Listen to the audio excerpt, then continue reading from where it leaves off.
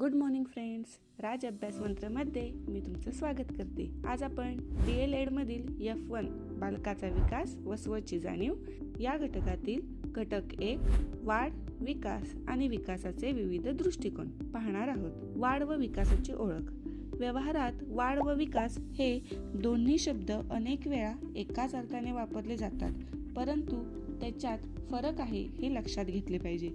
बालकात सारखे बदल घडत असतात. त्याच्या शरीरात व आकारात बदल होतात. तसेच उंची व वजन वाढत असते. मनात व गतीत बदल होत असतो. हे झालेले बदल केव्हा स्पष्ट दिसतात तर केव्हा ते दिसत नाहीत. अशा प्रकारच्या परिवर्तनात दोन भाग असतात. त्यापैकी एक वाढ व दुसरा विकास.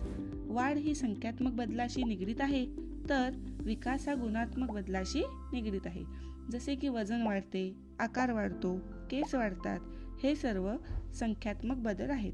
तर शारीरिक, बौद्धिक, नैतिक, सामाजिक संदर्भातील बदल हे गुणात्मक बदल आहेत. थँक्यू.